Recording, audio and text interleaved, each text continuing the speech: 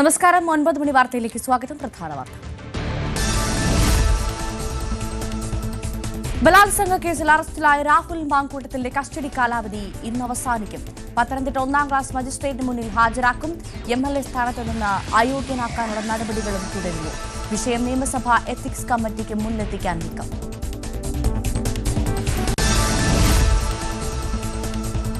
ശബരിമല സ്വർണ്ണക്കൊള്ളയിൽ തുടർ നടപടികൾക്ക് കൊല്ലം വിജിലൻസ് കോടതി. KP ശങ്കരദാസിനെ റിമാൻഡ് ചെയ്തേക്കും.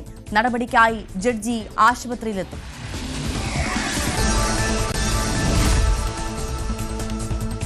കൊല്ലം സായി ഹോസ്റ്റലിൽ കായിക വിദ്യാർത്ഥിനികൾ മരിച്ച നിലയിൽ. +2 SSLC വിദ്യാർത്ഥിനികളെയാണ് തൂങ്ങി മരിച്ച നിലയിൽ കണ്ടെത്തിയത്.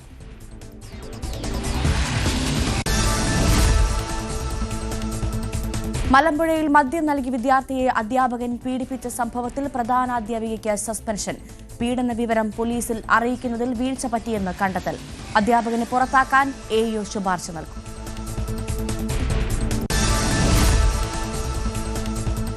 മഹാരാഷ്ട്ര മുനിസിപ്പൽ കോർപ്പറേഷനുകളിലേക്കുള്ള വോട്ടെടുപ്പ് പുരോഗമിക്കുന്നു. ജനവിധി എഴുതുന്നത് 29 കോർപ്പറേഷനുകളിൽ. മത്സരം 2869 സീറ്റുകളിൽ.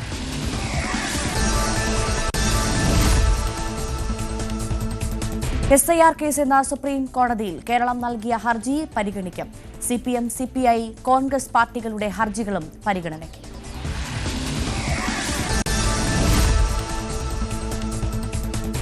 ജനനായകൻ തിയേറ്ററിലെത്തുമോ? ഹർജി എന്ന സുപ്രീം കോടതിയിൽ.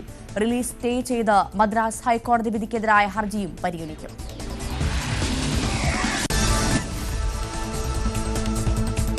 ആദ്യ ദിനം അവസാനിക്കുമ്പോൾ സംസ്ഥാന സ്കൂൾ കലോത്സവത്തിൽ കണ്ണൂരിന്റെ മുന്നേറ്റം. പോയിന്റ് നിലയിൽ ഇഞ്ചോടിഞ്ച് പോരാട്ടവുമായി കോഴിക്കോടും തൃശൂരും. തിരുവാതിര, നാടോടി നൃത്തം, മംഗലം കളി, നാടകം തുടങ്ങിയ മത്സര ഇനങ്ങൾ ഇന്ന് വേദിയിൽ.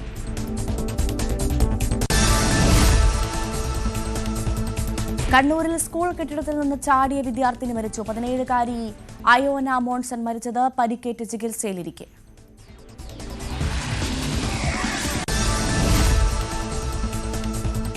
മഹീന്ദ്രയുടെ 2 വാഹനങ്ങൾ കൂടി വിപണിയിലേക്ക്. XEV 9S, XUV 7XO എന്നീ പ്രീമിയം മോഡലുകളാണ് മഹീന്ദ്ര പുറത്തിറക്കിയത്. സൂപ്പർ ഫാസ്റ്റ് ചാർജിംഗ് സാങ്കേതികവിദ്യ ഉപയോഗിച്ച് 20 മിനിറ്റിൽ 80% വരെ ചാർജ് ചെയ്യാം.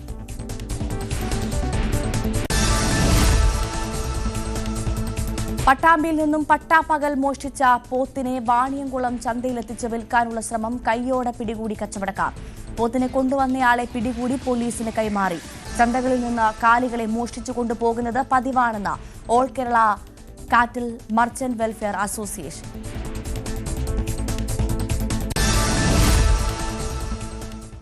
വിശദമായി നോക്കാം. ബലാത്സംഗ കേസിൽ പ്രതിയായ രാഹുൽ മാങ്കൂട്ടത്തിന്റെ കസ്റ്റഡി കാലാവധി ഇന്ന് അവസാനിക്കും. ഉച്ചയ്ക്ക് 2 മണിയോടെ പത്തനംതിട്ട 1-ാം ക്ലാസ് മജിസ്ട്രേറ്റിന് മുന്നിൽ രാഹുലിനെ ഹാജരാക്കും.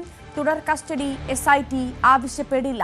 തിരികെ ജയിലിലേക്ക് മാറ്റും. പ്രതിഷേധം കണക്കിലെടുത്ത് കനത്ത സുരക്ഷയാണ് ഒരുക്കുന്നത്.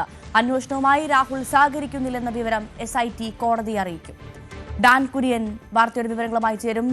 ഡാൻ, നേരത്തെ തന്നെ അന്വേഷണവുമായി രാഹുൽ മാങ്കൂട്ടത്തിൽ സഹകരിക്കുന്നില്ല എന്നുള്ള റിപ്പോർട്ടുകൾ SITയുടെ ഭാഗത്തു നിന്ന് വന്നിരുന്നു. അതുമാത്രമല്ല, ഇതുവരെ ഫോണിന്റെ പാസ്വേഡ് നൽകാൻ പോലും രാഹുൽ തയ്യാറായില്ല എന്നുള്ള വിവരമാണ് ലഭിക്കുന്നത്. ഇന്ന് എന്ത് സംഭവിക്കും? വിവരങ്ങൾ എന്താണ്?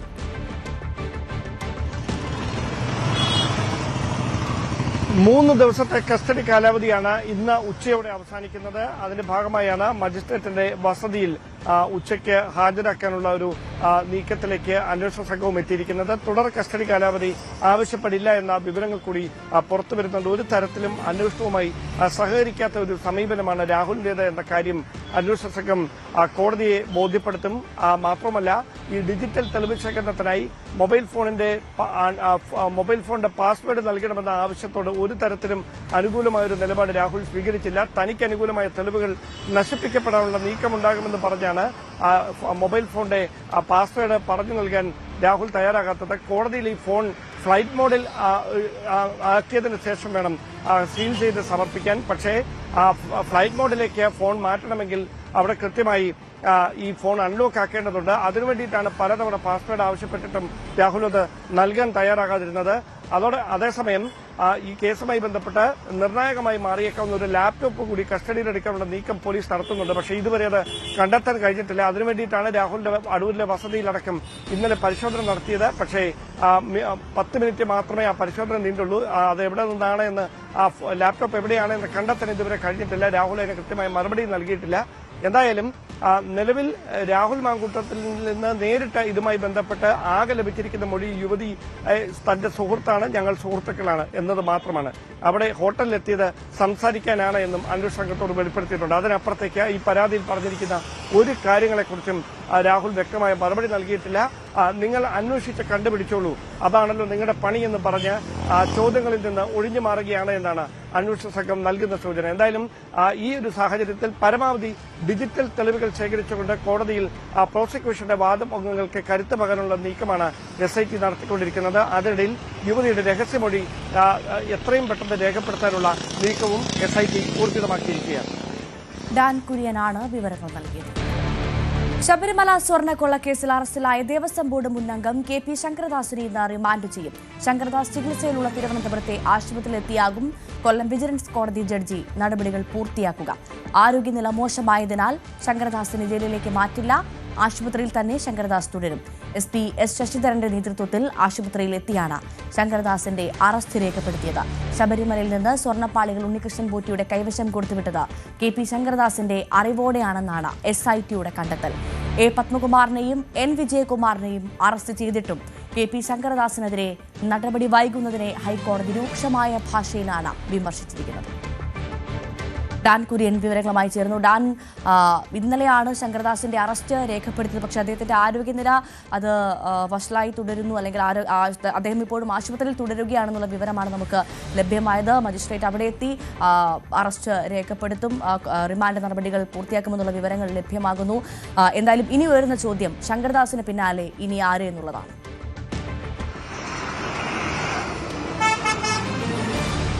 പക്ഷാഘാതത്തെ തുടർന്ന് ചികിത്സയിൽ തുടരുന്ന പശ്ചാത്തലത്തിലാണ് ശങ്കർദാസിന്റെ അറസ്റ്റ് രേഖപ്പെടുത്താൻ അന്വേഷണ സംഘം നേരത്തെ തയ്യാറാകാതിരുന്നത്.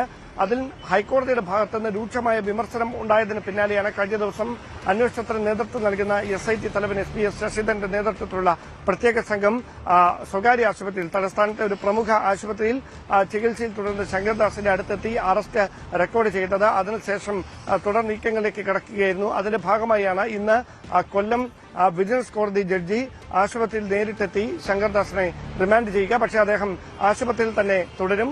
സാങ്കേതികമായ നടപടിക്രമങ്ങൾ പൂർത്തിയാക്കുന്നതിന് വേണ്ടിയിട്ടാണ് ജഡ്ജി നേരിട്ട് ആശുപത്രിയിലേക്ക് എത്തുന്നത്.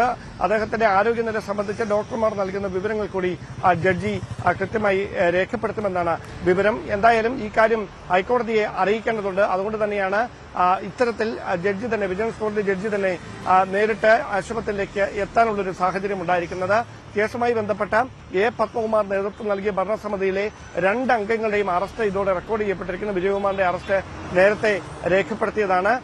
അതിനു പുറമെയാണ് ആ ഭരണസമിതിയിലെ അംഗമായിരുന്ന ശങ്കർദാസിന്റെ അറസ്റ്റ് കൂടി റെക്കോർഡ് ചെയ്യുന്നത്. അതായത് സ്വർണ്ണപ്പാളികൾ കൊടുത്തുവിടുന്നതിന് ഈ ഭരണസമിതി അംഗങ്ങളെ അറിവുണ്ടായിരുന്നു എന്ന കാരണമാണ് SIT ഇതിൽ ചൂണ്ടിക്കാണിക്കുന്നത്. പക്ഷേ അത് തട്ടിപ്പിന് വേണ്ടിയിട്ടാണ് സ്വർണ്ണപ്പാണികൾ അവിടെ നിന്ന് കൊണ്ടുപോകുന്നത് എന്ന കാര്യം ഈ 2 അംഗങ്ങൾക്കും, പത്മകുമാർ ഒഴികെയുള്ള മറ്റ് 2 അംഗങ്ങൾക്കും അറിയാമായിരുന്നു എന്ന കാര്യത്തിൽ വിശദമായ അന്വേഷണം വേണ്ടിവരും. അതായത് സ്വർണ്ണപ്പാളികൾ കൊടുത്തുവിട്ടത് ഇവരുടെ അനുമതിയോടെയാണെന്ന് SIT ഉറപ്പിക്കുന്നുണ്ട്. പക്ഷേ ആ സ്വർണ്ണപ്പാളികൾ കൊടുത്തുവിട്ടത് അറ്റകുറ്റപ്പണികൾക്ക് വേണ്ടിയിട്ടാണ്. അതിനപ്പുറത്തേക്ക് ഇങ്ങനെ സ്വർണം ഉരുക്കി മാറ്റി ഒരു വലിയ തട്ടിപ്പിനാണ് കളമൊരുങ്ങുന്നത് എന്ന കാര്യത്തെക്കുറിച്ച് ഈ അംഗങ്ങൾക്ക് എത്ര കണ്ട് അറിവുണ്ടായിരുന്നു എന്ന കാര്യത്തിൽ വിശദമായ അന്വേഷണം വേണ്ടിവരുമെന്നാണ് SIT നൽകുന്ന സൂചന. എന്തായാലും അന്വേഷണം നിർണായകമായ ഒരു ഘട്ടത്തിലേക്ക് കടക്കുകയാണ്.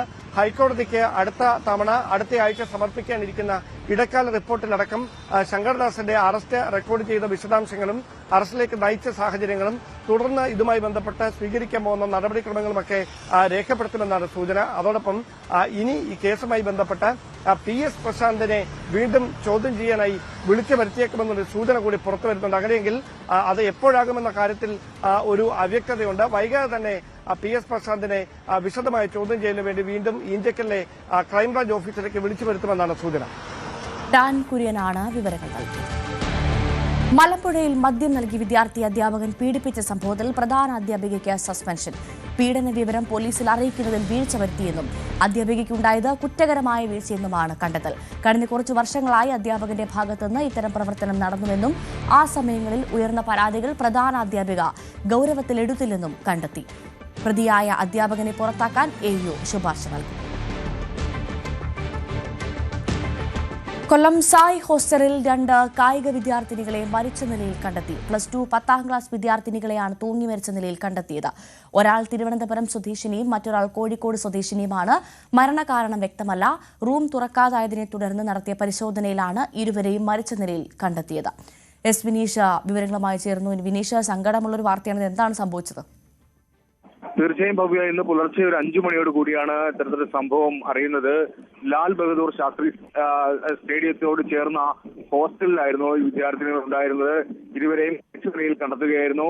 പുലർച്ചെ ഈ കായിക പരിശീലനത്തിനായിട്ട് മറ്റു വിദ്യാർത്ഥികൾ പോവുകയും തുടർന്ന് ഇവർ എത്താത്തതിനെ തുടർന്നാണ് ഈ റൂമിലേക്ക് അന്വേഷിച്ചെത്തുന്നത്. കതക് ലോക്ക് ചെയ്ത നിലയിലായിരുന്നു. അങ്ങനെ കതക് തള്ളി തുറന്ന് നോക്കിയപ്പോഴാണ് 2 ഫാനുകളിലായിട്ട് 2 വിദ്യാർത്ഥിനികളെയും തൂങ്ങി മരിച്ച നിലയിൽ കണ്ടെത്തിയത്. ഇവർ +2 SSLC വിദ്യാർത്ഥിനികളാണ്. തിരുവനന്തപുരം കോഴിക്കോട് സ്വദേശികളാണ്. എന്താണ് ഈ ഒരു ത്തിലേക്ക് നയിച്ചത് നടത്തുന്നത്?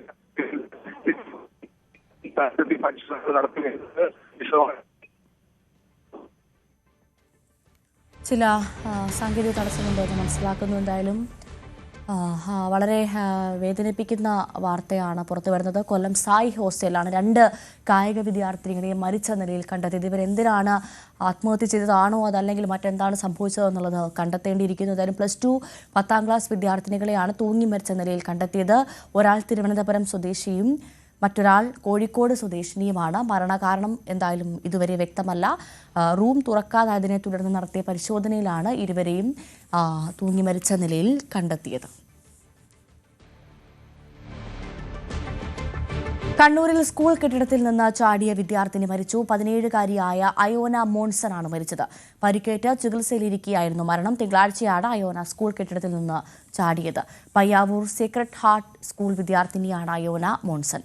സുമേഷ് മൊറാഴ വിവരങ്ങളുമായി ചേരുന്നു. സുമേഷ്, ആ പെൺകുട്ടി അവൾ എന്തിനാണ് സ്കൂൾ കെട്ടിടത്തിന് മുകളിൽ ചാടിയത് എന്ന കാര്യത്തിൽ ഇപ്പോഴെങ്കിലും ഒരു വ്യക്തതയുണ്ടോ? എന്തായാലും ആ കുഞ്ഞ് അവൾ മരിച്ചിരിക്കുന്നു അല്ലേ? ഭവ്യ, അതുമായി ബന്ധപ്പെട്ടുകൊണ്ടുള്ള ഒരു സ്ഥിരീകരണം ഇതുവരെ ലഭ്യമല്ല. കുടുംബ പ്രശ്നവുമായി അതായത് അമ്മ വിദേശത്ത് പോകുന്നതുമായി ബന്ധപ്പെട്ട് കഴിഞ്ഞ കുറച്ച് ദിവസങ്ങളായി കുട്ടി മാനസികമായി ചെറിയ പ്രയാസം നേരിട്ടു എന്ന് ബന്ധുക്കളും അതുപോലെ തന്നെ പോലീസും പറയുന്നുണ്ട്. എന്നാൽ അത് തന്നെയാണോ ഇത്തരം ഒരു സംഭവത്തിലേക്ക് നയിച്ചതെന്നുള്ള കാര്യത്തിൽ ഇപ്പോൾ വ്യക്തമല്ല. ഏതായാലും കഴിഞ്ഞ തിങ്കളാഴ്ച രാവിലെ 8:10 കൂടിയായിരുന്നു ഇത്തരം ഒരു ദാരുണമായ സംഭവം നടക്കുന്നത്. Payyavoor Sacred Heart Higher Secondary സ്കൂളിലെ +2 വിദ്യാർത്ഥിനിയായിരുന്നു ഈ അയോന മോൺസൺ. കുട്ടിക്ക് 17 വയസ്സായിരുന്നു. രാവിലെ സ്കൂളിലെത്തിയ കുട്ടി ഉടൻ തന്നെ 3ാം നിലയിൽ കയറുകയും അവിടുന്ന് താഴേക്ക് ചാടുകയുമായിരുന്നു. ഈ ഉടൻ തലക്കും അതുപോലെ തന്നെ കാലിനുമായിരുന്നു ഗുരുതരമായ പരിക്കേറ്റത്. ഉടൻ തന്നെ കണ്ണൂരിലെ സ്വകാര്യ ആശുപത്രിയിൽ പ്രവേശിപ്പിക്കുകയും കഴിഞ്ഞ 4 ദിവസമായി കുട്ടി തീവ്ര പരിചരണ വിഭാഗത്തിൽ തുടരുകയുമായിരുന്നു. അതുപോലെ തന്നെ തുടർന്ന് വെന്റിലേറ്ററിൽ ഉൾപ്പെടെ കുട്ടി തുടരുന്ന ഒരു സാഹചര്യമാണ് ഉണ്ടായിരുന്നത്. ഇന്നലെ അർദ്ധരാത്രിയോട് കൂടിയാണ് ഈ കുട്ടിയുടെ മരണം സ്ഥിരീകരിക്കുന്നത്. ഏതായാലും ഈ കുട്ടിയുടെ അവയവം ഈ ദാനം ചെയ്യുന്നതുമായി ബന്ധപ്പെട്ടുകൊണ്ടുള്ള ഈ താല്പര്യം ബന്ധുക്കൾ അറിയിച്ചിട്ടുണ്ട്. അതുകൊണ്ട് തന്നെ അത്തരം ഈ നടപടിക്രമങ്ങളിൽ ഇപ്പോൾ കടന്നിട്ടുണ്ട്. ഏതായാലും ഇതൊക്കെ പൂർത്തീകരിച്ചതിന് ശേഷമായിരിക്കും കുട്ടിയുടെ മൃതദേഹം സംസ്കരിക്കുമായി ബന്ധപ്പെട്ടുകൊണ്ടുള്ള നടപടികളിലേക്ക് കടക്കുക. ഭവ്യ, സുമേഷ് മൊറാഴയാണ് വിവരങ്ങൾ നൽകിയത്. കാസർകോട് കുമ്പള അരിക്കാടിയിലെ ടോൾ പ്ലാസയ്ക്ക് നേരെയുണ്ടായ പ്രതിഷേധത്തിൽ കണ്ടാൽ അറിയാവുന്ന 500ഓളം പേർക്കെതിരെ കേസ്. സമരം തുടർന്നാൽ അറസ്റ്റ് ചെയ്യുമെന്ന മഞ്ചേശ്വരം MLA AKM അഷ്റഫിന് പോലീസ് നോട്ടീസ് നൽകി. ഇന്നലെ രാത്രിയിലുണ്ടായ സംഘർഷത്തിൽ പ്രതിഷേധക്കാർ ക്യാമറകളും സ്കാനറും ടോൾ ബാരിയറും ഉൾപ്പെടെയുള്ളവയൊക്കെ അടിച്ചു തകർത്തിരുന്നു. അതേസമയം സമരത്തിൽ നിന്ന് പിന്നോട്ടില്ലെന്ന നിലപാടിലാണ് സമരസമിതി.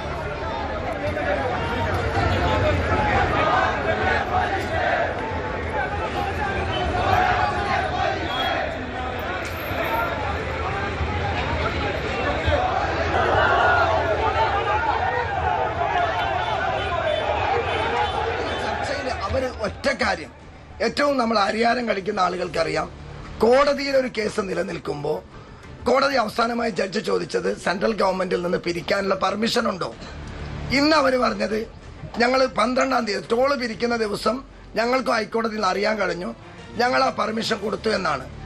ജഡ്ജൊരു വിധി പറയാതെ പിരിക്കുന്നെന്ന് പറയുന്നത് അന്യായമല്ലേ? അപ്പോൾ ഒരു കാരണവശാലും അവരെന്ത് പറഞ്ഞാലും ഒരു ഇളവിന് റെഡിയല്ല. കാസർഗോഡ് ജില്ല ഒഴിവാക്കാൻ റെഡിയല്ല. അവരൊറ്റ വാശിയോടുകൂടി മുന്നോട്ട് പോകുന്നുണ്ട്.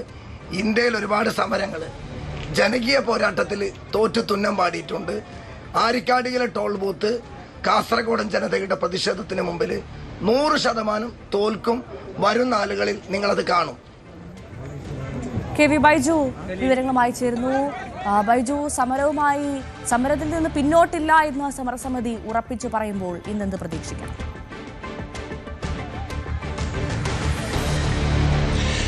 തീർച്ചയായും ഭവ്യ, ഈ ടോൾ പിരിവിനെതിരെ ശക്തമായ പ്രതിഷേധമാണ് ഉയരുന്നത്. ഇന്ന് ഏറ്റവും പ്രധാനം ഇന്നലെ രാത്രി ഉണ്ടായ സംഭവവുമായി ബന്ധപ്പെട്ട് കണ്ടാലറിയാവുന്ന 500ഓളം പേർക്കെതിരെ പോലീസ് സ്വമേധ്യാ കേസ് എടുത്തിരിക്കുന്നു.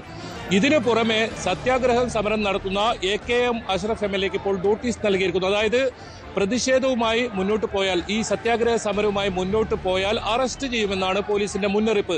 അത്തരത്തിലുള്ള ഒരു നോട്ടീസ് നൽകിയിരിക്കുന്നു. ഏതായാലും AKM അഷ്റഫ് ഇതിൽ നിലപാട് വ്യക്തമാക്കിയിരിക്കുന്നു. അറസ്റ്റ് ചെയ്താലും പിന്നോട്ടില്ല, ഇനി എന്ത് വന്നാലും ഈ ടോൾ പിരിവ് അവസാനിപ്പിക്കുന്നതുവരെ ശക്തമായ പ്രതിഷേധവുമായി മുന്നോട്ട് പോകുമെന്ന് തന്നെയാണ് AKM അഷ്റഫ് വ്യക്തമാക്കിയിരിക്കുന്നത്. എന്തായാലും ഈ ടോൾ പിരിവുമായി ബന്ധപ്പെട്ട് വലിയ തോതിലുള്ള പ്രതിഷേധം തുടരുന്നു. BJP ഒഴികെ DYFI ഉൾപ്പെടെ CPM ഉൾപ്പെടെ എല്ലാ പാർട്ടികളും ഈ ഒരു സമരത്തിന് പിന്തുണ നൽകിയിട്ടുണ്ട്. ആക്ഷൻ കമ്മിറ്റിയുടെ സമരത്തിന് പിന്തുണ നൽകിയിട്ടുണ്ട്. ഇതിനിടയിലാണ് ഇപ്പോൾ ഇങ്ങനെ ഒരു സംഭവം ഉണ്ടായത്. ഇന്നലെ രാത്രിയോട് കൂടിയാണ് പ്രതിഷേധക്കാർ ഇവിടെ ഉണ്ടായിരുന്ന 6ഓളം ക്യാമറകൾ തകർത്തു, അതോടൊപ്പം സ്കാനർ തകർത്തു, ഈ ടോൾ ഗേറ്റിൽ സ്ഥാപിച്ച ഈ ഗേറ്റ് അതൊക്കെ തകർക്കുന്ന സാഹചര്യം ഉണ്ടായി. ഏതായാലും ഇപ്പോൾ ടോൾ ഗേറ്റിലെ ആളുകളൊന്നുമില്ല, ജീവനക്കാരെല്ലാം തന്നെ അപ്പോൾ തന്നെ അവിടെ നിന്നും മാറി നിൽക്കുന്ന കാഴ്ചയാണ് കണ്ടത്. പക്ഷേ ഇപ്പോഴും ടോൾ പിരിക്കുന്നുണ്ട് എന്നതാണ്. അവിടെയുള്ള സ്കാനറിൽ ഓട്ടോമാറ്റിക്കായി അതിലെ കൂടി പോകുന്ന വാഹനങ്ങൾക്ക് ടോൾ ഈടാക്കുന്നുണ്ട് എന്നതാണ് മറ്റൊരു പ്രധാനപ്പെട്ട കാര്യം. എന്തായാലും ഇന്നും സംഘർഷത്തിന് ഒരു സാധ്യത തന്നെയാണ് കുമ്പള ആരിക്കാടിയിലുള്ളത്. അതുകൊണ്ട് തന്നെ കൂടുതൽ പോലീസിനെ സ്ഥലത്ത് വിന്യസിച്ചിട്ടുണ്ട്. സംഘർഷം കൂടുതൽ വ്യാപിക്കാതിരിക്കാൻ പോലീസിനെ വിന്യസിച്ചിട്ടുണ്ട്. അതോടൊപ്പമാണ് ഇത്തരത്തിൽ സമരം ചെയ്യുന്നവർക്കെതിരെ അറസ്റ്റ് ചെയ്യുമെന്നുള്ള നോട്ടീസ് ഉൾപ്പെടെയുള്ള കാര്യങ്ങളുമായി മുന്നോട്ട് പോകുന്നത്. ഇനി ഏതായാലും ഈ ദേശീയപാത അതോറിറ്റിയുടെ ഒരു പരാതി പോലീസിന് നൽകാനുണ്ട്. അത്തരം പരാതിയിലും വീണ്ടും കേസുകൾ ഉണ്ടാകാം.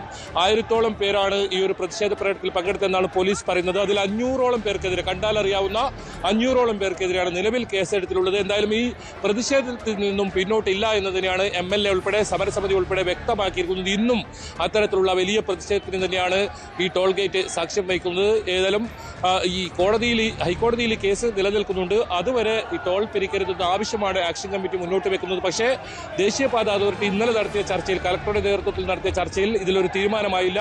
ടോൾ പിരിവുമായി മുന്നോട്ട് പോകാൻ തന്നെയാണ് ദേശീയപാത അതോറിറ്റിയുടെ തീരുമാനം.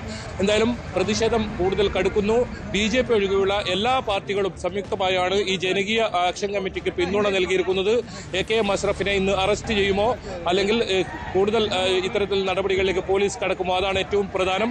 എന്തായാലും പ്രതിഷേധ AKM അഷ്റഫ് അല്പസമയത്തിനകം തന്നെ ഈ ടോൾ ഗേറ്റിന് സമീപമെത്തും. ഭാവി പരിപാടികൾ, ഇനി സമരം ഏത് രീതിയിൽ മുന്നോട്ട് കൊണ്ടുപോകണമെന്ന കാര്യത്തിൽ ഒരു തീരുമാനം ഉണ്ടാകുമെന്നും അവർ അറിയിക്കുന്നു. ഭവ്യ, കെ വി ബൈജു ആണ് വിവരങ്ങൾ. ഒരിടവേള.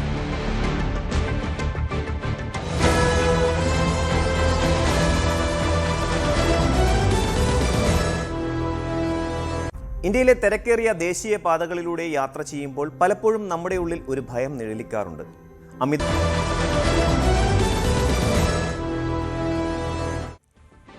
മഹാരാഷ്ട്രയിലെ 29 മുനിസിപ്പൽ കോർപ്പറേഷനുകളിലേക്കുള്ള വോട്ടെടുപ്പ് തുടങ്ങി.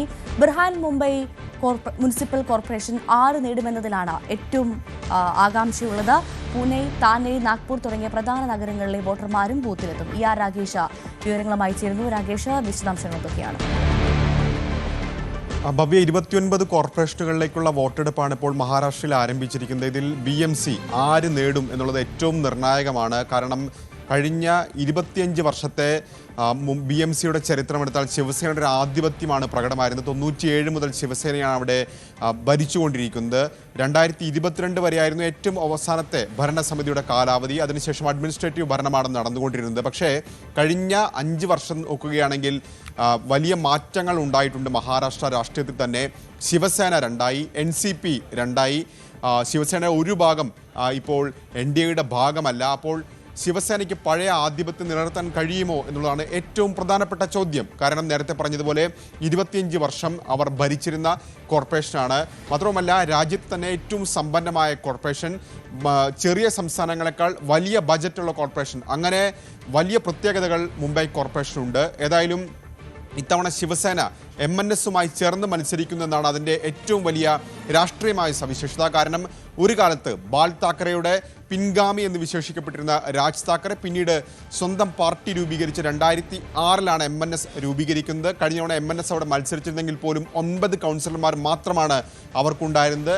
എങ്കിൽ പോലും ശിവസേനയ്ക്ക് 84 കൗൺസിലർമാരെ വിജയിപ്പിക്കാനും ഭരണം നേടാനും സാധിച്ചിരുന്നു. പക്ഷേ അതല്ല സാഹചര്യം. ഇപ്പോൾ 2022 ശിവസേന രണ്ടായി പിളർന്നു. ഏക്നാഥ് ഷിൻഡെ പാർട്ടിയെ പിളർത്തി പിന്നീട് NDAയുമായി ചേർന്നുകൊണ്ട് അവിടെ അധികാരത്തിൽ വരുന്നതാണ് നമ്മൾ കണ്ടത്. അപ്പോൾ എന്തായിരിക്കും ശിവസേനയുടെ പഴയ ആധിപത്യം നിലനിർത്താൻ കഴിയുമെന്ന ചോദ്യം ബാക്കിയുണ്ട്. BJPയുടെ കാര്യത്തിലേക്ക് നോക്കുകയാണെങ്കിൽ BJP കഴിഞ്ഞ തവണ ഒറ്റയ്ക്ക് മത്സരിച്ചു. അന്ന് ശിവസേന പിളരാത്ത ശിവസേന NDAയുടെ ഭാഗമാണ്. കേന്ദ്രത്തിൽ ഭരണത്തിൽ പങ്കാളിയാണ്, സംസ്ഥാനത്തിൽ ഭരണത്തിൽ പങ്കാളിയാണ്. പക്ഷേ കോർപ്പറേഷനിലേക്ക് ഒറ്റയ്ക്കായിരുന്നില്ല, സഖ്യമായല്ല അവർ മത്സരിച്ചിരുന്നത്. എങ്കിൽ പോലും BJPക്ക് 82 വാർഡുകളിൽ വിജയിക്കാൻ സാധിച്ചു. മാത്രമല്ല അടുത്തിടെ നടന്ന നിയമസഭാ തെരഞ്ഞെടുപ്പിൽ വലിയ മുന്നേറ്റം നടത്തിയാണ് അവിടെ BJP അധികാരം നിലനിർത്തുകയും ചെയ്തത്. അപ്പോൾ കഴിഞ്ഞ തവണത്തെ ഒരു ആധിപത്യം ശിവസേനയ്ക്ക് നേടാൻ കഴിയുമോ അതോ BJP അട്ടിമറിക്കുമെന്ന ചോദ്യം മുംബൈയിൽ നിന്ന് ഉയരുന്നുണ്ട്. കോൺഗ്രസും മത്സരരംഗത്ത് സജീവമാണ്. ഒപ്പം VBA പ്രകാശ് അംബേദ്കറുടെ VBAയുമായി ചേർന്നുകൊണ്ടാണ് കോൺഗ്രസ് മത്സരിക്കുന്നത്. ഏതായാലും ദേശീയ രാഷ്ട്രീയത്തിൽ തന്നെ അല്ലെങ്കിൽ മഹാരാഷ്ട്ര രാഷ്ട്രീയത്തിൽ വലിയ ചലനങ്ങൾ ഉണ്ടാക്കുന്നതാകും BMC തെരഞ്ഞെടുപ്പ് ഫലമെന്ന കാര്യത്തിൽ സംശയമില്ല. ഏതായാലും 7:30 വോട്ടെടുപ്പ് ആരംഭിച്ചിട്ടുണ്ട്. 5:30 വരെയാണ് വോട്ടെടുപ്പ് നിശ്ചയിച്ചിരിക്കുന്നത്. ഭവ്യ രാകേഷാണ് വിശദ വിവരങ്ങൾ നൽകിയത്. കേരളത്തിലെ SIR നടപടികൾക്കെതിരെ സംസ്ഥാനം നൽകിയ ഹർജി സുപ്രീം കോടതി ഇന്ന് പരിഗണിക്കും. സർക്കാരിന് പുറമെ CPM, CPI, കോൺഗ്രസ് പാർട്ടികളുമാണ് ഹർജിക്കാർ. SIR നടപടി അന്തിമഘട്ടത്തിലെന്നും ഒരു കാരണവശാലും നീട്ടരുതെന്നുമാണ് കേന്ദ്ര തെരഞ്ഞെടുപ്പ് കമ്മീഷന്റെ നിലപാട്. വിജയ് ചിത്രം ജനനായകനെതിരായ സെൻസർ സർട്ടിഫിക്കറ്റ് വിവാദത്തിൽ മദ്രാസി ഹൈക്കോടതി ഡിവിഷൻ ബെഞ്ച് ഉത്തരവിനെതിരായ ഹർജി ഇന്ന് സുപ്രീം കോടതി പരിഗണിക്കും. ചിത്രത്തിന്റെ നിർമ്മാതാക്കളാണ് ഹർജി ഫയൽ ചെയ്തിട്ടുള്ളത്. സിനിമയ്ക്ക് UA സർട്ടിഫിക്കറ്റ് നൽകണമെന്ന് മദ്രാസ് ഹൈക്കോടതി സിംഗിൾ ബെഞ്ച് ഉത്തരവിട്ടിരുന്നു. ഇതാണ് ഡിവിഷണൽ ബെഞ്ച് സ്റ്റേ ചെയ്തത്. ഇതിനെതിരെയാണ് സുപ്രീം കോടതിയെ സമീപിച്ചത്. 500 കോടിയോളം രൂപ മുടക്കിയാണ് ചിത്രം നിർമ്മിച്ചത്. റിലീസ് വൈകുന്നതിനാൽ വൻ നഷ്ടം നേരിടുന്നതായാണ് നിർമ്മാതാക്കളുടെ വാദം. സ്റ്റേ നീക്കും മുൻപ് തങ്ങളുടെ വാദം കേൾക്കണമെന്നാവശ്യപ്പെട്ട് സെൻസർ ബോർഡും സുപ്രീം കോടതിയിൽ തടസ്സ ഹർജി ഫയൽ ചെയ്തിട്ടുണ്ട്. ഇറാനിൽ നിലവിലുള്ള സർക്കാർ വീഴാൻ സാധ്യതയുണ്ടെന്ന് US president Donald Trump. Reza പഹ്ലാവിയെ നല്ല നേതാവെന്നും ട്രംപ് കൂട്ടിച്ചേർത്തു. ഇറാനും അമേരിക്കയും ഏറ്റുമുട്ടലിലേക്കാണ് എന്ന ഉദ്യോഗം ശക്തമാകുന്നതിനിടെയാണ് കൂടുതൽ രാജ്യങ്ങൾ സ്വന്തം പൗരന്മാരോട് ഇറാൻ വിടാൻ ആവശ്യപ്പെടുന്നത്. ഏറ്റുമുട്ടൽ അഭ്യൂഹങ്ങൾക്കിടെ ഇറാൻ വ്യോമപാത താൽക്കാലികമായി അടച്ചത് എയർ ഇന്ത്യ, ഇൻഡിഗോ സർവീസുകളെ ബാധിച്ചു. VR കാർത്തിക് വിവരങ്ങളുമായി ചേർന്നു. കാർത്തിക്, അലി ഖമനേയി ഭരണകൂടം താഴെ ഇറങ്ങുമോ എന്നുള്ള ചോദ്യം ആവർത്തിക്കാൻ തുടങ്ങിയിട്ട് ദിവസങ്ങളായി. പക്ഷെ അതിനുള്ള ഉത്തരം ട്രംപ് തന്നെ പറയുകയാണ്. വളരെ പെട്ടെന്ന് ആ സർക്കാർ താഴെ വീഴാൻ സാധ്യതയുണ്ടെന്ന്. എന്താ കരുതണം, എന്ത് പ്രതീക്ഷിക്കും?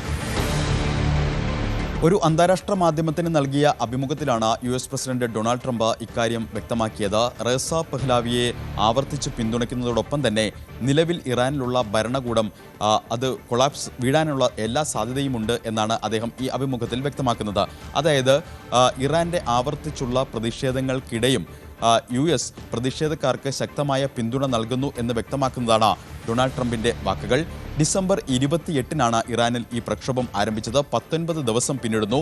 അനുദിനം ഈ പ്രക്ഷോഭം ശക്തമായി തുടരുകയും ചെയ്യുകയാണ്. പണപ്പെരുപ്പം, വിലക്കയറ്റം, അതോടൊപ്പം തന്നെ അവരുടെ കറൻസിക്ക് വിലയില്ലാതെ, ഇറാൻ റിയാലിന് വിലയില്ലാതാകുന്ന സാഹചര്യം, ഇതെല്ലാം കണക്കിലെടുത്ത് ആദ്യം കച്ചവടക്കാരാണ് ഈ പ്രതിഷേധത്തിന് തുടക്കം കുറിച്ചത്. പിന്നീട് യുവാക്കളും വിദ്യാർത്ഥികളും എല്ലാം തന്നെ ഈ പ്രതിഷേധങ്ങൾക്ക് പിന്തുണയുമായി എത്തി. അങ്ങനെ ഇറാന്റെ 31 പ്രവിശ്യകളിലും സർക്കാർ വിരുദ്ധ പ്രക്ഷോഭം അതിരൂക്ഷമായി തുടരുന്ന സാഹചര്യമാണ് നിലവിൽ ഉള്ളത്.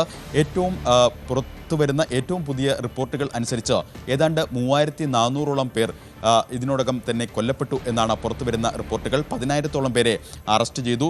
മാത്രമല്ല സർക്കാരിനെ അനുകൂലിച്ചുള്ള പ്രതിഷേധങ്ങളും ഒരു വശത്ത് നടക്കുന്നു. ഇത്തരത്തിൽ ഇന്റർനെറ്റ് വിച്ഛേദിച്ചും പുറം ലോകവുമായുള്ള ബന്ധം ഇല്ലാതാക്കിയും പ്രതിഷേധക്കാരെ നേരിടാനുള്ള ശ്രമങ്ങൾ സർക്കാരിൻ്റെ ഭാഗത്ത് നിന്ന് ഇപ്പോഴും തുടരുന്നു. പക്ഷേ അപ്പോഴും US-ന്റെ ഭാഗത്ത് നിന്ന് ഇത്തരത്തിൽ പ്രതിഷേധക്കാർക്കെതിരായ നടപടിയിൽ കടുത്ത വാക്കുകളിൽ പ്രതിഷേധവും ഉണ്ടാകുന്നു. കഴിഞ്ഞ ദിവസം സർക്കാർ വിരുദ്ധ പ്രക്ഷോഭത്തിൽ പങ്കെടുത്ത പ്രക്ഷോഭകാരികളെ തൂക്കിക്കൊല്ലുന്നതുമായി ബന്ധപ്പെട്ട് വലിയ തോതിലുള്ള വിമർശനമാണ് അമേരിക്ക ഉന്നയിച്ചത്. ഇറാൻ ഒരു ഘട്ടത്തിൽ അമേരിക്കയുമായി ചർച്ചയ്ക്ക് തയ്യാറാണെന്ന് ആവർത്തിച്ചറിയിച്ചിരുന്നു. പക്ഷേ ആ ഘട്ടത്തിലെല്ലാം തന്നെ ചർച്ചയ്ക്ക് തയ്യാറല്ല എന്ന് ഇറാനോട് അമേരിക്ക വ്യക്തമാക്കാൻ കാരണം ഇത്തരത്തിൽ പ്രതിഷേധക്കാരെ വളരെ കർശനമായി നേരിടുന്ന ഒരു പശ്ചാത്തലത്തിൽ കൂടിയാണ് നിരവധി പേരെ തൂക്കിക്കൊന്നതായി റിപ്പോർട്ടുകൾ പുറത്തു വന്നു. ഏറ്റവും ഒടുവിൽ കഴിഞ്ഞ ദിവസം ഓവൽ ഓഫീസിൽ നടത്തിയ പ്രതികരണത്തിൽ ഡൊണാൾഡ് ട്രംപ് വ്യക്തമാക്കുന്നത് ഇത്തരത്തിൽ തൂക്കിക്കൊല്ലുന്ന നടപടികൾ കുറഞ്ഞിട്ടുണ്ട് എന്നാണ് പുറത്തുവരുന്ന റിപ്പോർട്ടുകൾ. ആ ഘട്ടത്തിൽ ഒരു വിട്ടുവീഴ്ചയ്ക്കും ഇല്ല എന്ന തരത്തിൽ വ്യക്തമാക്കുന്നതാണ് ട്രംപിൻ്റെ വാക്കുകൾ. എന്തായാലും കഴിഞ്ഞ ദിവസം ഓവൽ ഓഫീസിൽ ട്രംപ് ഉന്നത ഉദ്യോഗസ്ഥരുടെ യോഗം ചേർന്നിരുന്നു. ഇറാനുമായി ബന്ധപ്പെട്ട കാര്യങ്ങൾ വിശദമായി ചർച്ച ചെയ്തു. ഏത് തരത്തിൽ ഇറാനിലെ പ്രക്ഷോഭങ്ങളുടെ പശ്ചാത്തലത്തിൽ എങ്ങനെ നേരിടണം എന്ന ഒരു ചർച്ചയുണ്ടായി. ആ ഘട്ടത്തിലെല്ലാം ഉരുത്തിരിഞ്ഞ ഒരു പ്രധാനപ്പെട്ട അഭിപ്രായമാണ് സാമ്പത്തിക ഉപരോധം. നേരത്തെ തന്നെ അധിക താരിഫ് പ്രഖ്യാപിച്ചുകൊണ്ട് മറ്റ് പല രാജ്യങ്ങൾക്കെതിരെയും സമ്മർദ്ദം ശക്തമാക്കുന്ന അതേ നടപടി തന്നെയാണ് ഇറാനെതിരെയും സ്വീകരിച്ചത്. അതായത് ഇറാന് പിന്തുണ നൽകുന്ന രാജ്യങ്ങൾക്ക് 25% അധിക തീരുവ ഏർപ്പെടുത്തുമെന്നാണ് ട്രംപിൻ്റെ പ്രഖ്യാപനം. അത്തരത്തിൽ നിലവിലുള്ള സാമ്പത്തിക പ്രതിസന്ധി ഇറാനിൽ കൂടുതൽ രൂക്ഷമാകുന്ന ഒരു സാഹചര്യം ഒരുക്കുക, ഇത്തരത്തിലുള്ളൊരു നീക്കമാണ് അമേരിക്കയുടെ ഭാഗത്ത് നിന്ന് ഉണ്ടാകുന്നത്.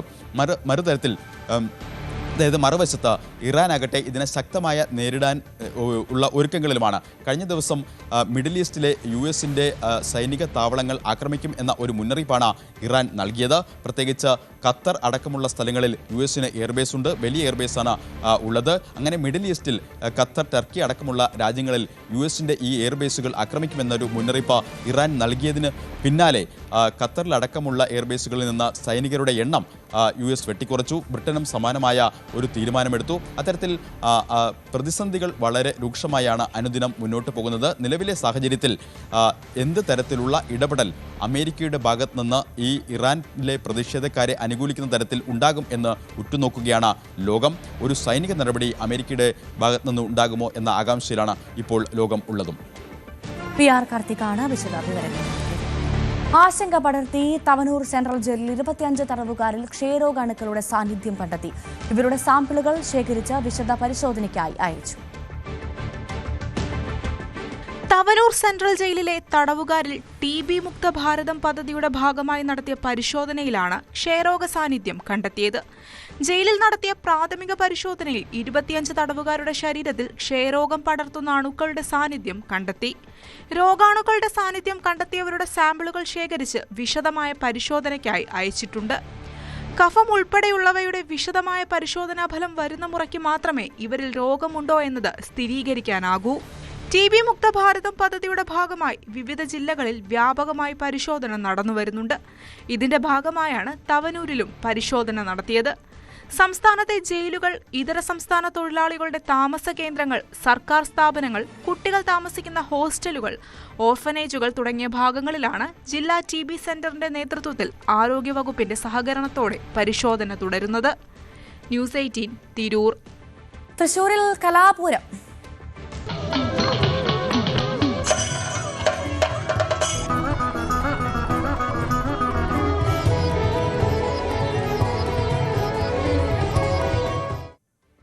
അറുപത്തിനാലാമത് സംസ്ഥാന സ്കൂൾ കലോത്സവത്തിലെ ഒന്നാം ദിനം മത്സരങ്ങൾ അവസാനിക്കുമ്പോൾ 250 പോയിന്റുമായി കണ്ണൂർ മുന്നിലാണ്. 248 പോയിന്റ് നേടി കോഴിക്കോടാണ് രണ്ടാമത്. നിലവിലെ ചാമ്പ്യന്മാരായ തൃശൂർ 246 പോയിന്റുമായി തൊട്ടു പിന്നാലെയുണ്ട്. രണ്ടാം ദിവസമായി ഇന്ന് തിരുവാതിര, നാടോടി നൃത്തം, മംഗലം കളി, നാടകം എന്നീ മത്സരങ്ങൾ വിവിധ വേദികളിലായി നടക്കും. സമയബന്ധിതമായി മത്സരങ്ങൾ പൂർത്തിയാക്കാൻ കഴിയുമെന്നാണ് സംഘാടകരുടെ പ്രതീക്ഷ. നവമി ദിനേശ് വിവരങ്ങളുമായി ചേരുന്നു കലോത്സവ നഗരിയിൽ നിന്ന്. നവമി, ശക്തന്റെ മണ്ണിൽ കലോത്സവ പൂരം കൊടിയേറിയിരിക്കുകയാണ്. മത്സരം തുടങ്ങിക്കഴിഞ്ഞു. എന്തായാലും കണ്ണൂര് അങ്ങ് മുന്നിൽ നിൽക്കുകയാണല്ലേ? പക്ഷെ ഞങ്ങൾ തൊട്ട് പിന്നാലെ ഞങ്ങൾ കോഴിക്കോടും ഉണ്ട്.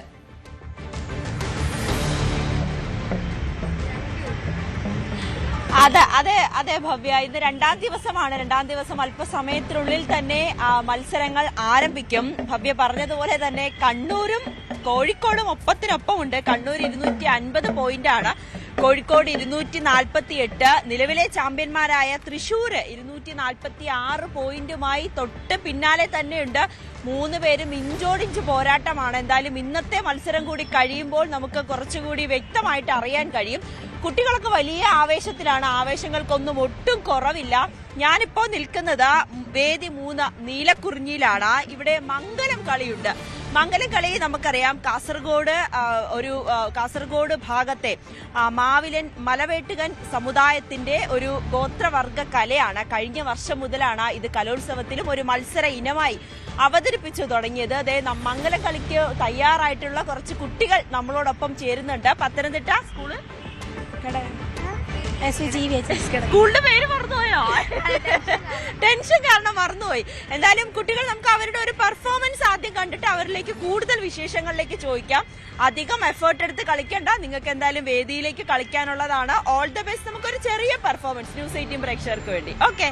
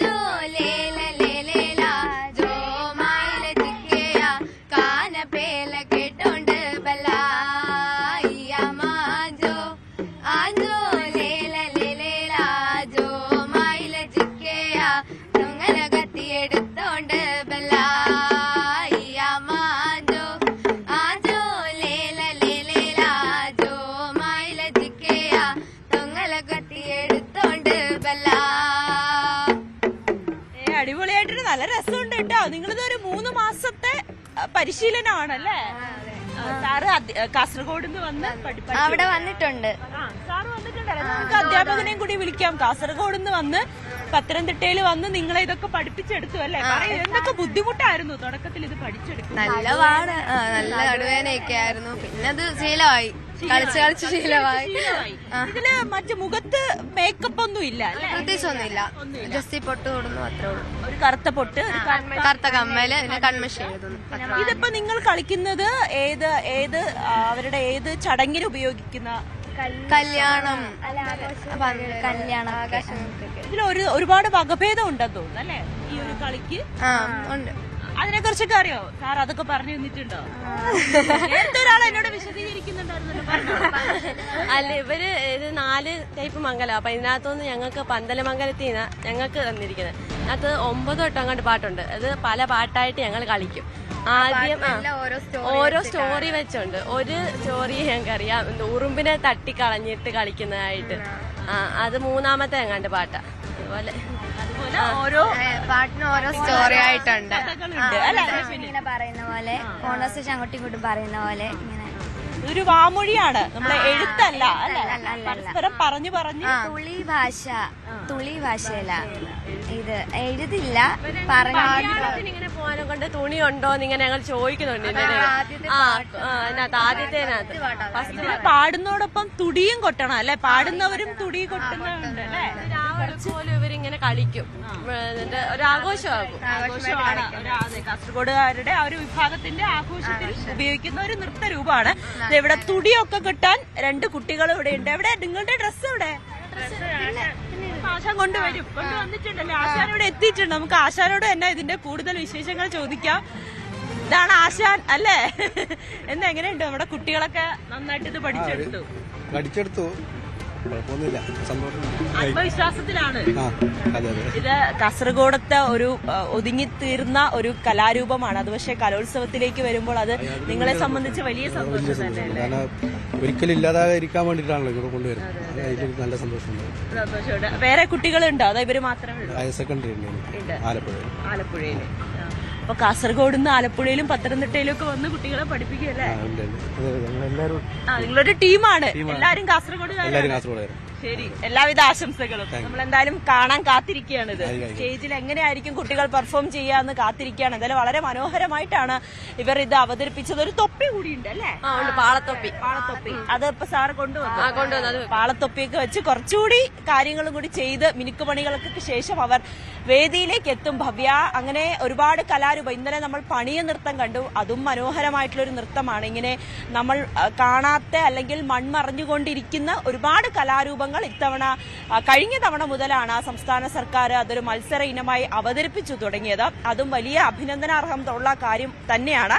ഇനി മറ്റ് മത്സരങ്ങളിലേക്ക് പോയാൽ ഭരതനാട്യം വേദി 1 സൂര്യകാന്തിയിൽ ആരംഭിച്ചു കഴിഞ്ഞു. അവിടെ ഉച്ചയ്ക്ക് ശേഷം തിരുവാതിരയുണ്ട്, നാടോടി നൃത്തം, ഒപ്പന, അതോടൊപ്പം വേദി 4 പവിഴമല്ലിയിൽ മിമിക്രിയുണ്ട്. അത് HS ഗേൾസിന്റെയും ബോയ്സിന്റെയുമാണ്. 2 മണിക്ക് മോഹിനിയാട്ടം HSS വിഭാഗത്തിന്റേതുണ്ട്. വട്ടപ്പാട്ട് സ്കിറ്റ് ഉണ്ട്.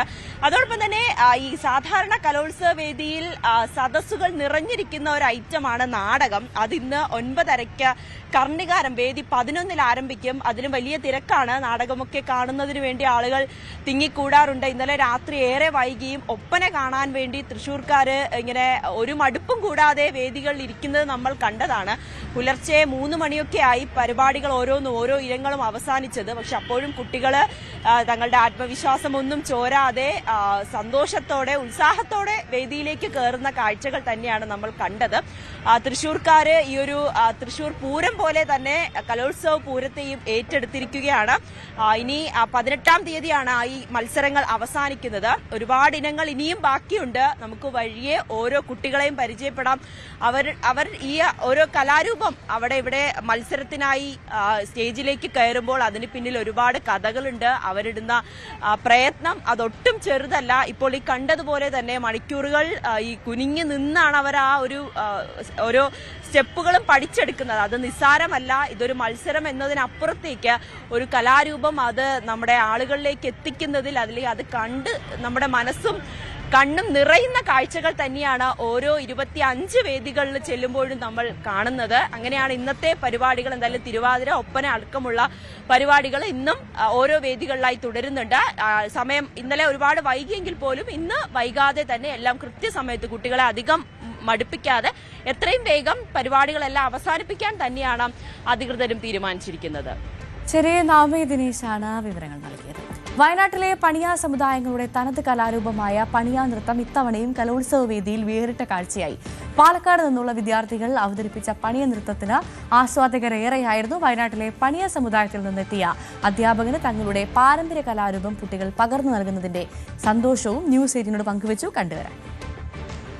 വയനാട്ടെ ആദിവാസി സമൂഹത്തിന്റെ ഒരു കലാരൂപം പണിയ നൃത്തം കഴിഞ്ഞ വർഷം മുതലാണ് നമ്മുടെ സംസ്ഥാന സ്കൂൾ കലോത്സവത്തിലും അതൊരു മത്സര ഇനമായി കൊണ്ടുവന്നത്. ഇത് 2ാം വർഷം ആ കലോത്സവത്തിൽ ആ ഒരു മത്സര ഇനം അരങ്ങേറിയതിനു ശേഷം നമ്മളോടൊപ്പം പാലക്കാട്ടെ കുറച്ച് കുട്ടികളുണ്ട്. ഹായ്, എങ്ങനെയുണ്ടായിരുന്നു നിങ്ങളുടെ പെർഫോമൻസ്? എ ഗ്രേഡ് കിട്ടും? പിന്നെ എത്ര ദിവസത്തെ പ്രാക്ടീസ് ആണ് നിങ്ങളുടെ? മാസങ്ങളായി. ഒരു സെപ്റ്റംബർ തൊട്ട് തുടങ്ങിയതാണ്. സാറ് വയനാട്ടിൽ നിന്ന് വന്ന് പഠിപ്പിച്ചു.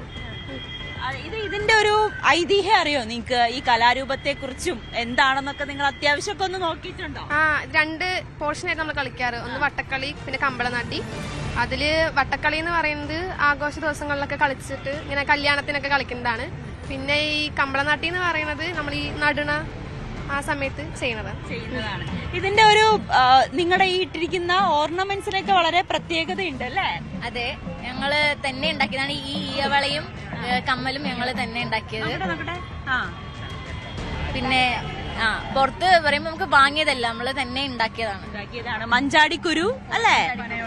ഇത് പഴയ പൈസ അല്ലേ? 25 പൈസ. ഇതൊക്കെ എവിടെ നിന്ന് കിട്ടി?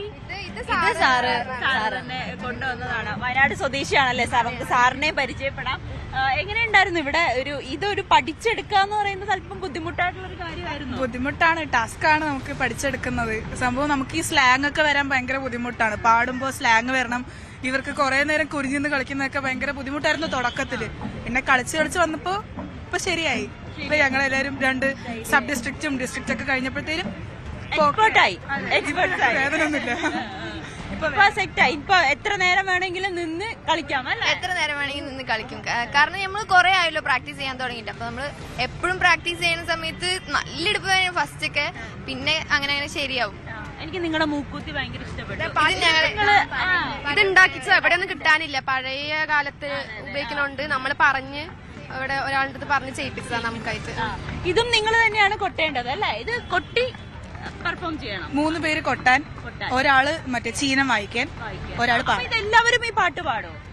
എല്ലാരും പാടി കളിക്കുന്നത് അല്ലേ? ഇത് പഠിച്ചെടുക്കാനും അല്പം ബുദ്ധിമുട്ടിയും തോന്നുന്നു. നല്ല ബുദ്ധിമുട്ടി. എന്നാൽ നമുക്ക് അധ്യാപകനെയും കൂടി വിളിക്കാം. സാർ വരൂ. വയനാടുകാരനാണ്, അവരുടേതായിട്ടുള്ള ഒരു കലാരൂപം തന്നെയാണ്. സാർ ആദ്യം തന്നെ ഈ ഒരു കലാരൂപം നമ്മുടെ പുതിയ തലമുറയിലേക്ക് പകർന്നു കൊടുക്കുന്നതിൽ അഭിനന്ദനങ്ങൾ. എങ്ങനെയുണ്ട് ഈ ഒരു കലോത്സവത്തിൽ? കഴിഞ്ഞ വർഷമാണ് ഈ ഒരു കലാരൂപം കൂടി ഉൾപ്പെടുത്തിയത്. വളരെ സന്തോഷമുണ്ട്. പിന്നെ ഇങ്ങനൊരു പണിയഭാഗത്തിന് വേദിയിൽ കയറാനും ഈ പണിയ നൃത്തം അവതരിപ്പിക്കാനൊക്കെ കിട്ടിയതിന് ആദ്യം സർക്കാരിനോട് നന്ദി പറയുകയാണ്. പിന്നെ കഴിഞ്ഞ വർഷം ഞാൻ പാലക്കാട് ജില്ലയിലും ഇടുക്കി, വയനാട് നിന്ന് വരെ സ്റ്റേറ്റിലേക്ക് കൊണ്ടുവന്നിട്ടുണ്ട്. അപ്പോൾ ഈ വർഷവും സാധിച്ചു. അതൊരു മത്സരം എന്നതിനപ്പുറത്തേക്ക് കൂടുതൽ ആളുകളിലേക്ക് ഈ കലാരൂപം എത്തിക്കുക എന്നത് തന്നെയല്ലേ ഏറ്റവും പ്രധാനപ്പെട്ട കാര്യം? അതെ. പിന്നെ ഇപ്പോൾ ഞാൻ ഉദ്ദേശിച്ചതൊന്ന് വയനാട് ജില്ലത്തെ പിന്നെ അതേപോലെ തന്നെ ഈ കുട്ടികൾ അത്രയും വൃത്തിയോടെ പണിയ നൃത്തത്തിനെ ഏറ്റെടുക്കുന്നു എന്നുള്ളതാണ് ഏറ്റവും വലിയ സന്തോഷം. ഈ പൈസയൊക്കെ ഇത് പണ്ട് കാലങ്ങളിലാണ് കൂടുതൽ അമ്മമാരാണ് ഉപയോഗിച്ചുകൊണ്ടിരുന്നത്. പക്ഷെ ഇപ്പൊ അത് കിട്ടാനില്ല. പല വീടുകളിലും പോയിട്ട് ഈ 25 പൈസ 10 പൈസ ഒക്കെ കളക്ട് ചെയ്ത് അത് തട്ടാന്റെ അടുത്ത് ഞങ്ങൾ ഡിസൈൻ ചെയ്തിട്ടാണ് ഉണ്ടാക്കി വരുന്നത്. സാർ അപ്പൊ വയനാട്ടിൽ നിന്ന് പാലക്കാട് വരും അല്ലേ കുട്ടികളെ ഇത് പഠിപ്പിക്കാൻ? അതെ അതെ. ആണോ? വളരെ ബുദ്ധിമുട്ടിയാണ് സാറ് നിങ്ങളെ അല്ലേ അടുത്ത് വന്ന് ഇത് പഠിപ്പിക്കുന്നത്. സാറ് എത്ര ദിവസം ഇവിടെ തങ്ങോ? പാലക്കാട് തങ്ങി? അതെ, ഞാൻ വന്നിട്ട് ചിലപ്പോ ഒരാഴ്ച, ചിലപ്പോൾ 3 ദിവസം ഒക്കെ നിന്നിട്ടാണ് പോവുക. കുട്ടികളും അതുപോലെ എല്ലാവരും ഭയങ്കര സപ്പോർട്ട്. ടീച്ചറാണെങ്കിലും സാർമാരാണെങ്കിലും കുട്ടികളാണെങ്കിലും കട്ട സപ്പോർട്ടാണ്. ഇപ്പൊ എന്തായാലും നിങ്ങളുടെ ഒരു പെർഫോമൻസ് കണ്ടാലോ? ഒരു ചെറിയ പോർഷൻ നമുക്ക് വേണ്ടിയിട്ട് ഒന്ന് അവതരിപ്പിക്കോ? ഓക്കെ.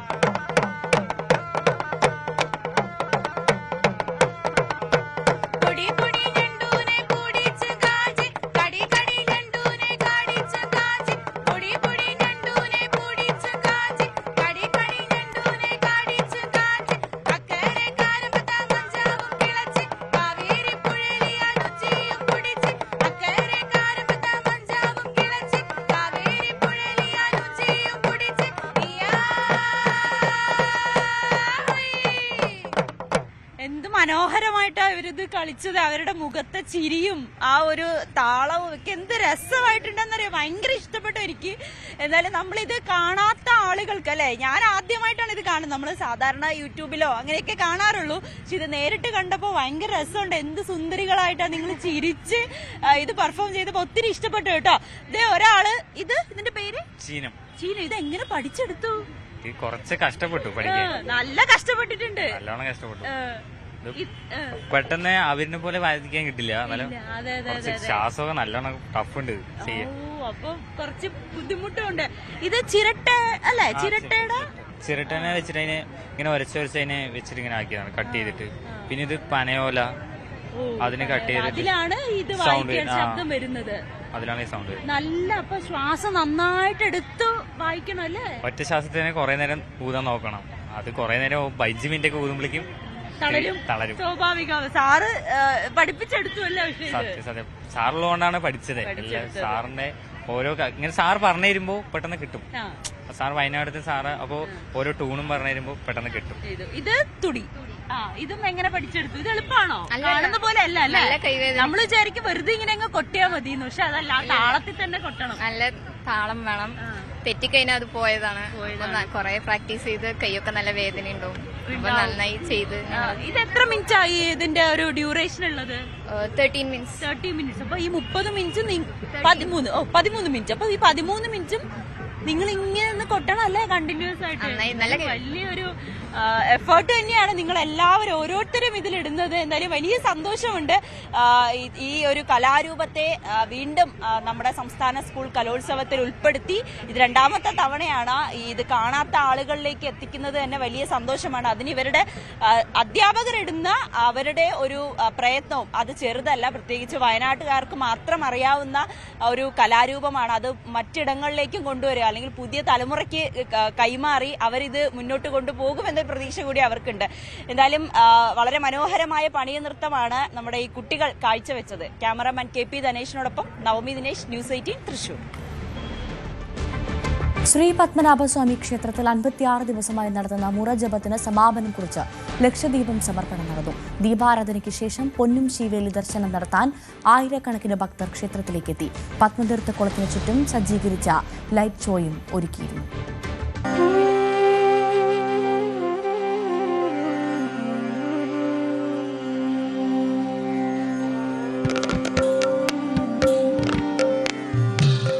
വൈകിട്ട് 6:30യോടെ നിലവിളക്കിൽ ആദ്യ ദീപം തെളിച്ചു. പിന്നാലെ ശീവേലിപ്പുരിയുടെ ചുമരുകളിലെ സാലഭഞ്ചികൾ, ശ്രീകോവിലിനുള്ളിലെ വിവിധ മണ്ഡപങ്ങൾ, ക്ഷേത്രത്തിനുൾവശം മതിലകത്തിന് പുറത്തെ ചുവരുകൾ എന്നിവിടങ്ങളിലും ദീപങ്ങൾ തെളിച്ചു. ഇടിഞ്ഞിലുകളിലും എണ്ണത്തിരി വിളക്കുകളിലും ദീപം തെളിച്ച ശേഷം വൈദ്യുതി ദീപങ്ങളും മെഴുതുറന്നപ്പോൾ ശ്രീപത്മനാഭസ്വാമി ക്ഷേത്രം പ്രഭാപൂരിതമായി.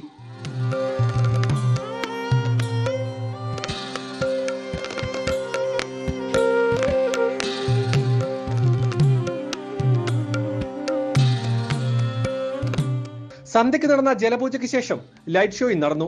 പത്മതീർത്ഥ കുളത്തിന് ചുറ്റും ആയിരക്കണക്കിന് ഭക്തർ ലൈറ്റ് ഷോ കാണാനായി എത്തി.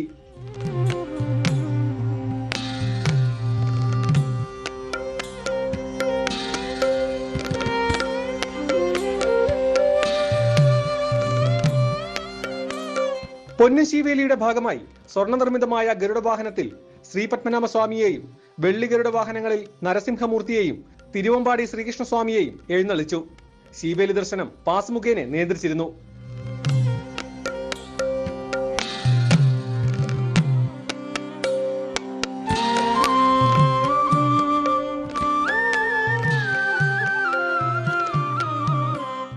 ന്യൂസ് 18 തിരുവനന്തപുരം.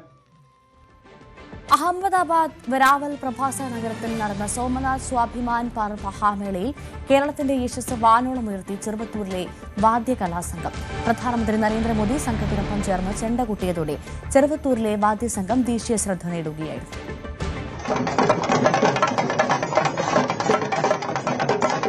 ഗുജറാത്ത് സോമനാഥ ക്ഷേത്രത്തിൽ നടന്ന മഹാമേളയിലാണ് ചെറുവത്തൂരിലെ കമ്പിക്കാത്ത് ഗുരുനാഥൻ കലാസമിതിയിലെയും തുരുത്തി, നിലമംഗലം വനിതാ വാദ്യകലാസംഘത്തിലെയും കലാകാരന്മാർ ചെണ്ടമേളം തീർത്തത്.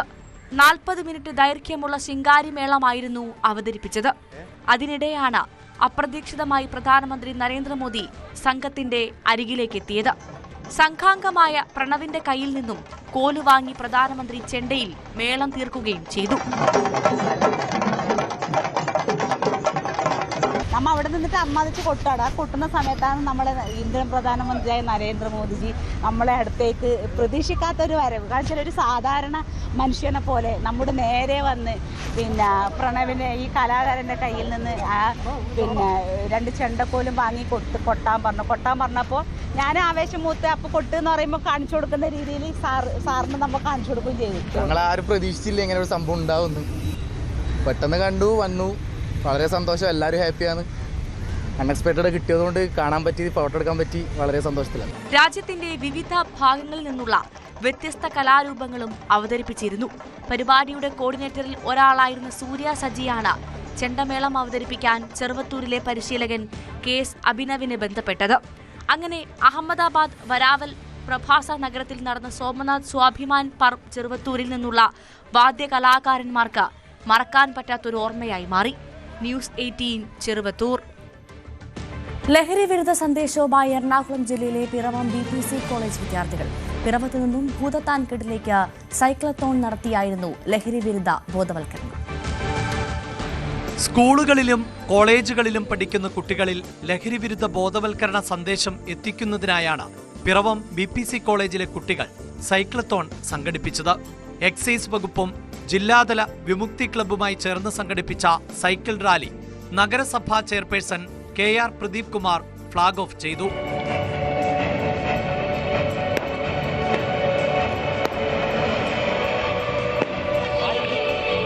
ആദ്യ ദിനം ഭൂതത്താൻകെട്ടിലായിരുന്നു സംഘം വിശ്രമിച്ചത്. റാലിയുടെ ഭാഗമായി പിറവം, പാമ്പാക്കുട, മാറാടി, മൂവാറ്റുപുഴ, കോതമംഗലം എന്നിവിടങ്ങളിലെ വിവിധ സ്കൂളുകളിൽ ലഹരി വിരുദ്ധ ബോധവൽക്കരണ ക്ലാസുകളും കലാപരിപാടികളും സംഘടിപ്പിച്ചു. കോളേജിലെ NSS, anti narcotic cell, promotion club, nature club, IQAC എന്നിവർക്കൊപ്പം മിന്നൽ സൈക്കിൾസും ക്യാമ്പയിന്റെ ഭാഗമായി. രണ്ടാം ദിനം പിറവത്ത് സമാപിച്ച സൈക്കിൾ റാലിക്ക് നഗരസഭയുടെ ആഭിമുഖ്യത്തിൽ സ്വീകരണം നൽകി. റാലിയിൽ പങ്കെടുത്ത വിദ്യാർത്ഥികളെയും അധ്യാപകരെയും ചടങ്ങിൽ ആദരിച്ചു. ന്യൂസ് 18 പിറവം. പട്ടാമ്പിയിൽ നിന്നും പട്ടാപ്പകൽ മോഷ്ടിച്ച പോത്തിനെ വാണിയംകുളം ചന്തയിലെത്തിച്ച് വിൽക്കാനുള്ള ശ്രമം കച്ചവടക്കാർ കയ്യോടെ പിടികൂടി. പട്ടാമ്പി നമ്പറം സ്വദേശിയുടെ വീട്ടിൽ നിന്നും മോഷ്ടിച്ച പോത്തിനെയാണ് വിൽക്കാൻ ശ്രമിച്ചത്. പോത്തിനെ കൊണ്ടുവന്നയാളെ കച്ചവടക്കാർ പോലീസിൽ ഏൽപ്പിച്ചു. കന്നുകാലി ചന്തകളിൽ നിന്നും നിരന്തരം കാലികളെ മോഷ്ടിച്ച് കൊണ്ടുപോകുന്നത് പതിവാണെന്ന് ഓൾ കേരള കാറ്റിൽ മർച്ചന്റ് വെൽഫെയർ അസോസിയേഷൻ ഭാരവാഹികൾ പറഞ്ഞു. മഹീന്ദ്ര ആൻഡ് മഹീന്ദ്ര ലിമിറ്റഡിന്റെ 2 വാഹനങ്ങൾ കൂടി വിപണിയിലേക്ക്. XEV 9X, XUV 7XO എന്നീ പ്രീമിയം മോഡലുകളാണ് മഹീന്ദ്ര പുറത്തിറക്കിയത്. ഇന്നു മുതൽ XEV 9Sന്റെ പുതിയ ബുക്കിംഗ് ആരംഭിച്ചു. സുസ്ഥിര വികസനവും നവീന സാങ്കേതിക വിദ്യയും വഴി ജീവിത നിലവാരം ഉയർത്തുക എന്ന ലക്ഷ്യത്തോടെയാണ് മഹീന്ദ്ര പുതിയ വാഹനങ്ങൾ അവതരിപ്പിച്ചത്. ഇന്ത്യയിലെ ആദ്യത്തെ പൂർണ്ണമായും ഇലക്ട്രിക് ഒറിജിൻ 7-സീറ്റർ SUV എന്ന പ്രത്യേകതയുള്ള വാഹനമാണ് XEV 9S. കൂടുതൽ സ്പേസ്, മികച്ച സാങ്കേതികവിദ്യ എന്നിവയും ഇതിന്റെ പ്രത്യേകതയാണ്. സൂപ്പർ ഫാസ്റ്റ് ചാർജിംഗ് സാങ്കേതികവിദ്യ ഉപയോഗിച്ച് വെറും 20 മിനിറ്റിൽ 80% വരെ ചാർജ് ചെയ്യാനും വാഹനത്തിന് സാധിക്കും.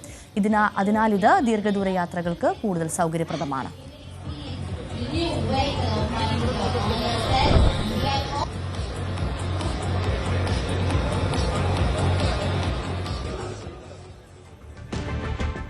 നിയമസഭാ തെരഞ്ഞെടുപ്പിന് മുന്നോടിയായി CPMന്റെ ഗൃഹസന്ദർശന പരിപാടിക്ക് തുടക്കം. സർക്കാരിന്റെ വികസന ക്ഷേമ പ്രവർത്തനങ്ങൾ, മതനിരപേക്ഷത സംരക്ഷിക്കേണ്ടതിന്റെ പ്രാധാന്യം തുടങ്ങിയ വിഷയങ്ങളിൽ ഗൃഹസന്ദർശനത്തിന്റെ ഭാഗമായി ജനങ്ങളുമായി സംവദിക്കും. CPM general secretary MA baby, സംസ്ഥാന സെക്രട്ടറി MB ഗോവിന്ദൻ ഉൾപ്പെടെയുള്ള മുതിർന്ന നേതാക്കൾ വിവിധയിടങ്ങളിൽ സന്ദർശനത്തിന് നേതൃത്വം നൽകും. പഞ്ചൂർ ഏരിയ കമ്മിറ്റി പരിധിയിലാണ് MA ബേബിയുടെ ഗൃഹസന്ദർശനം.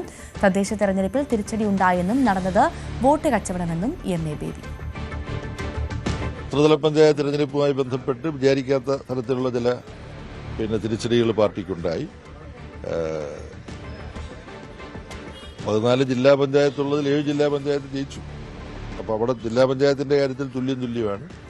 പക്ഷേ ഗ്രാമപഞ്ചായത്തുകൾ, ബ്ലോക്ക് പഞ്ചായത്ത്, കോർപ്പറേഷൻ, മുനിസിപ്പാലിറ്റി ഇതൊക്കെ വരുമ്പോഴത്തേക്ക് UDFന് ഒരു മേൽക്കൈ കിട്ടിയിട്ടുണ്ട്. ഇതെന്തുകൊണ്ട് സംഭവിച്ചു എന്നുള്ളത് കേരളത്തിലെ എല്ലാ വീടുകളിലും എത്തി മനസ്സിലാക്കണം എന്ന് പാർട്ടി തീരുമാനിച്ചതിൻ്റെ അടിസ്ഥാനത്തിൽ കേരളത്തിൽ മുഴുവൻ ഇത് നടക്കുകയാണ്. UDF-ലേക്ക് പോയ CPM മുൻ MLA ഐഷ പോറ്റിയുടേത് ആത്മാർത്ഥതയില്ലാത്ത പ്രതികരണമെന്ന് CPM general secretary MA Baby. മുൻ സഹപ്രവർത്തകയെ പറ്റി അങ്ങനെ പറയുന്നതിൽ വിഷമമുണ്ട്. ഒരു സ്ഥാനവും ലഭിക്കാതെ എത്രയോ പേർ പാർട്ടിയിൽ പ്രവർത്തിക്കുന്നു. UDF-ന് തെരഞ്ഞെടുപ്പിനെ നേരിടാനുള്ള ആത്മവിശ്വാസമില്ല. അതുകൊണ്ടാണ് മറ്റുള്ളവരെ ഒപ്പം ചേർക്കാൻ ശ്രമിക്കുന്നതെന്നും MA ബേബി. നിയമസഭാ തെരഞ്ഞെടുപ്പിനെ ആത്മവിശ്വാസത്തോടുകൂടി അഭിമുഖീകരിക്കാനുള്ള കെൽപ്പ് UDF-നില്ല എന്നാണ്. അത് UDF-ന്റെ നേതാക്കന്മാരൊരാൾ പ്രതിപക്ഷ VD സതീശൻ തന്നെ വ്യക്തമാക്കി. LDF-ൽ നിന്നും NDA-യിൽ നിന്നും BJP-യുടെ നേതൃത്വത്തിലുള്ള NDA-യിൽ നിന്നും ഞങ്ങൾ പലരും വിട്ടുവരുമെന്ന് പ്രതീക്ഷിക്കുന്നുണ്ടെന്നാണ് പറയുന്നത്. അപ്പം ഇന്നിപ്പോൾ ഉള്ള UDF കെൽപ്പില്ലാത്തതാണ്. ജനങ്ങളെ അഭിമുഖീകരിക്കാനും വിജയപ്രതീക്ഷയോടുകൂടി പ്രവർത്തിക്കാനും ശേഷിയില്ലാത്തൊരു UDF ആണെന്നുള്ള UDF-ന്റെ തുറന്ന സമ്മതമാണ് ഇതിലൂടെ വെളിപ്പെടുത്തുന്നത്. LDF-ൽ നിന്നും ആരെങ്കിലും പോകുമോ എന്നതിനെ സംബന്ധിച്ച് വിസ്മയമുണ്ടാവും എന്നൊക്കെയുള്ള മട്ടിൽ ശ്രീ VD സതീശൻ നടത്തിയിട്ടുള്ള അവകാശവാദങ്ങൾ ഒരു ചീറ്റിപ്പോയ അനുഭവമാണ് യഥാർത്ഥത്തിൽ ഇപ്പോൾ ഉള്ളത്. ജോസ് കെ മാണി അസന്നിഗ്ധമായ ഭാഷയിൽ വ്യക്തമാക്കി LDF-ന്റെ ഭാഗമാണ് മാണി കേരള കോൺഗ്രസ്. അതാണ് യാഥാർത്ഥ്യം. 9 മണി വാർത്തയുടെ സമയം അവസാനിക്കുന്നു. നമസ്കാരം.